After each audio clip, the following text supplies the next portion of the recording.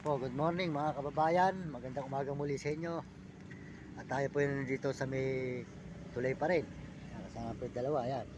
May bayan po rito yung tulay. Tulay po tayo ngayon. Ngayon po, unang-una po, papasalamat tayo sa Panginoon. At unti-unti ko po sa inyo sasalaysay ang aking buhay. Ang nagiging karanasan ko mula po kay bata.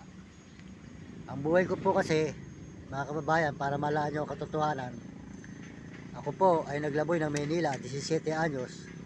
Kasi po nung araw ako'y mahilig sa aso bata pa lang. Nung buhay po ang tatay ko, niluluto po niya ang aso ko pag lumalaki. Ako po ayoko ang aso niluluto. Ayoko pong binibenta. Naalagaan ko. Kaya po ako ay nagtagal sa Maynila. Inabot po ako ng 30 taong mahigit. Hanggang sa ako po namasukan o walang sakit, di ako nakapag-aral at di po tayo marunong. Hanggang sa napunta po ako sa lansangan at ako po ay nangalakal. Hanggang sa malaunan po ako po ay hanggang namalimos. Pero marami rin po tayong natutulungan na tao sa Maynila sa ating pinanghihingi sa araw-araw hanggang sa ngayon na tayo nanghihingi dito kung saan man tayo napapadpad.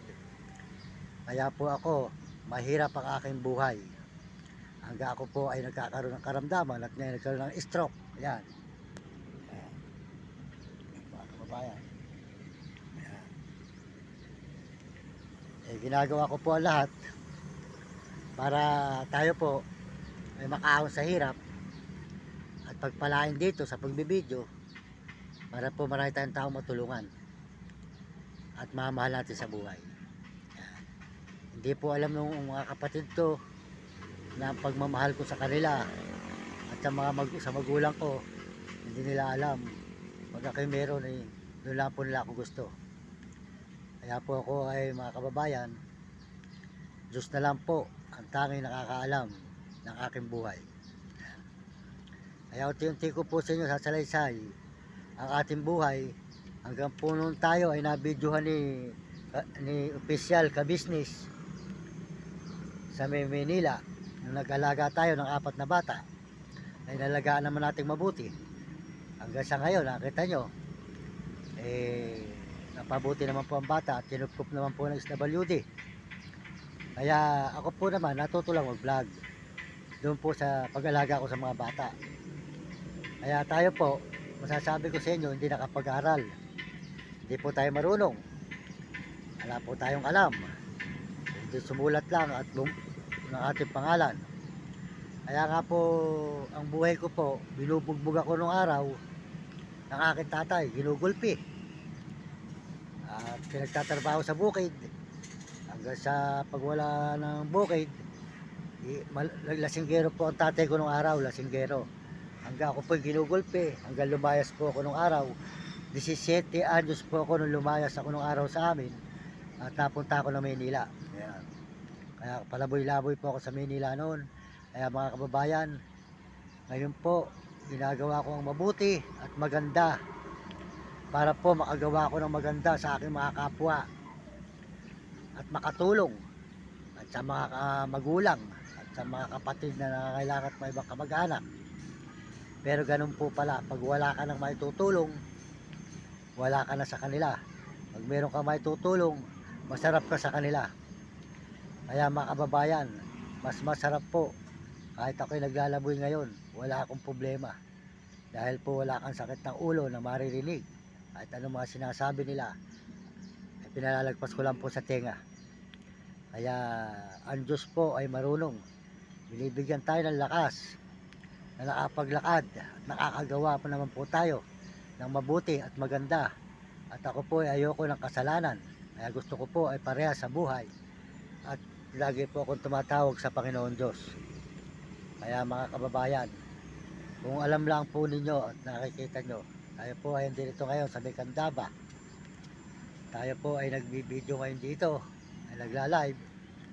Kasi po, talaga po ako po ay sumasama ang kalooban ko sa ginagawa po sa akin ng 2 kong kapatid. Kaya nga po nung pumunta sinama ko po sa amin si Ka-Business, nakita naman po ni Ka-Business ang aking buhay. Talaga naman po ako ay mabait na tao. wala po tayong kagalit. Kaya ako po ayoko na may kagalit at ayoko po ng may kaaway. Kaya po mga kababayan, mas masarap po yung tumutulong. Mas mainam pa yung ibang tao na tutulungan ka kahit kaysa sa mga kapatid at kamag-anak. Kaya mga kababayan, tayo po ay nasasabi ko po sa inyo ang aking buhay, unti-unti ko po sa inyo sasalaysay. Nung araw po ako po ay ginugulpit, binubugbog ng aking magulang. Puro bugbog po ako nung araw, palo, suntok, ayan, ganun po. Kaya po mga kababayan, niluluha ko na lang po ang aking nangyayari sa aking buhay na ito. Kaya po nung namatay ang tate ko, hindi ko na po nakita. Nung nabidyohan po ako ni Kabisnis, noon lang po ako umuwi. Ayun mga kababayan. Kaya po alam po ni Kabisnis, ni official Kabisnis ang aking buhay. Kaya si Kabisnis po, pakisuportahan na rin po nyo ang kanyang channel. Kabait din po yan eh. Ayun. Kaya po mga kababayan, ako po ay ang Diyos lang po ang tangi kong sandalan. Ang Diyos lang po ang tinatawagan. Siguro po ang hirap ko pong ito ay pagsubok ng Diyos. Baka dumating ang ilang araw, bigyan na tayo ng pagpapala ng Panginoon at ng YouTube, ipapasalamatan natin sa buong mundo at may ibang bansa.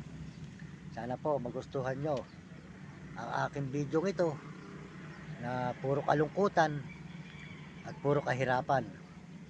Kaya maraming salamat po sa inyo sa nakakaintindi at nakakaunawa. Sana po makasuportahan nyo ako para po makaahon ako sa kahirapan at makatulong tayo sa dapat tulungan ng mga tao na nangangailangan ng tulong bukod sa ating mga mahal sa buhay. Salamat po sa inyo. Maunawaan po nyo sana ako sa aking kalagayan at ang Diyos na lang po ang aking sandalan. At kayo mga kababayan ko, sana po husgahan nyo ang dalawa kong kapatid na wala po sa ayos. Akala po nila hindi ko sila mahal, ako po'y mahal na mahal ko po ang mga kapatid ko. Kahit po ako ay pinagmamalupitan nila, kahit po ako ay pinariringgan nila at ang aso po ay hindi ko papayagang mapatay. Alaga ko po yan, ako'y binabantayan, hindi ako iniiwanan. Kaya po sana maunawaan nyo ako mga kababayan. Talaga pong malungkot ang aking kasaysayan mula bata pa sa aking tatay. Ang nanay ko naman po mabait. Mabait po ang nanay ko. Yun lang po nakakaintindi sa akin. Kaya po ako umiwas na lang para wala pong masabi yung dalawang kapatid ko na nag-aalaga akong aso at nagkakasakit daw po ang nanay ko. Nakakaamoy po ng asong mabaho. Yun po sabi lang, yung aso naman po ay mabango. Nakakaligo naman po. Talaga po yung nanay ko may sakit na po talaga. Kaya sana po maunawaan nyo ko at maintindihan nyo ang aking kalagayan. Kaya yung pong mga tumutulong sa akin na dito po sa aking cellphone, pinagluloko lang po ako. Kaya po mga kababayan, pag-asa ko na lang po, hanapin na lang po ako na YouTube. Kung sino po nagpapagana sa YouTube, tawagan na lang po nyo ako sa number ko 0961 34 99786 0961 34 99786. Yun po, makokontak po nyo ako. Gusto po nyo, hanapin po nyo ako sa Baryo Matantubig, Baliwag, Bulacan. Matantubig Baryo, Ilang-Ilang. Sa Baryo Matantubig, hanapin lang po nyo ang aking pangalan sa Baryo Matantubig. O kaya po ang nanay ko, Mary Mendoza. Yun. Yun po, Mary Benito Mendoza. Benito po ako sa nanay, Mendoza ako sa tatay. Makikita po nyo ako kasi po wala po tayong alam dahil po wala pa pong brother na makatulong sa akin. Kasi doon po brother lang po ang nakakaalam po nito. Mga pinatutulong ko naman po sa mga pamangkin ko na mag-anak, niloloko lang po ako at ibang tao. Kaya pag-asa ko na lang po, kayo na lang po na nagpapagana po sa YouTube. Maraming salamat po sa inyo. Sana po maunawaan nyo ako sa aking kalagayan at hindi po tayo nakapag-aral. Mahina po ang ating ulo, alam po yan. May ka-business, brother, ka-business. Kaya hindi po tayo nakapag-aral. Maraming salamat po sa inyo lahat sa nakakaunawa at nakakaintindi at sumusuporta sa akin. Salamat. Sana magustuhan nyo ang mga video ko kahit na ako ganito lang na tayo nagla-live at hindi pa po tayo nakakalakad pa hakbang-hakbang lang po tayo. Paanda-anda po ang ating lakad ngayon. Hindi na po kamukha ng dati. Nakakarating tayo ng Baguio, Zambales. Kaya mga kababayan, papasalamat tayo sa Panginoon kahit papano na mild stroke lang tayo. Mild lang daw po ito, mild stroke. Nakakalakad pa rin po, hilawag lang sa paa. Saka po ang kamay natin medyo ayun po. Ayan.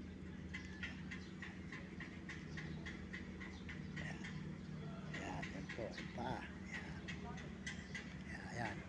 Nakita naman po nyo, kaya tinitis ko po ang lahat para po maginagawa ko po ito para sa ating mga mahal sa buhay at aking magulang. At naaawa rin po ako sa mga kababayan ko sa lansangan na mga kinakapos ng pagkain dahil natikman ko po ang hirap sa lansangan mga kababayan. Kaya hindi ko po pababayaan ang aking mga kapwa na naghihirap sa lansangan. At kung ako po ibibigyan nyo ng tulong at pagpapala, tutulungan ko po sila para po noon hindi rin sila magutom. Dahil dinanas ko po ang hirap at gutom sa lansangan mga kababayan. Kaya sana po maintindihan nyo ang aking buhay. Mahirap pa po ako talaga sa ngayon. Mahirap pa. Kaya mga kababayan, ang itutulong ko lang po ay nahihingi ko mga tinapay. At yung nahihingi ko po ngayon ng konting barya, binibili ko po ng gamot. Tapos pinangkain namin ng mga aso at saka po ako nakakapagpaload. Kung hindi po doon, hindi tayo makakapag-video. Kaya sana po pakisuportahan nyo ako at pakitulungan lang. Maraming salamat po sa inyo at pakisubscribe lang. At salamat din po sa lahat na nagme-message. Maraming salamat. Utang na loob ko po sa inyo to mga kababayan. Pag ako po ay nakaangat at nakaahon sa kahirapan, tatanungin ko po sa inyo utang na loob habang po ako ay nabubuhay. Kasama ko po itong aking mga aso. Ayan. Ayan. Ayan. Kababayan. Ito po. Tulad ay pare yan. Ito po yung ating alagang aso.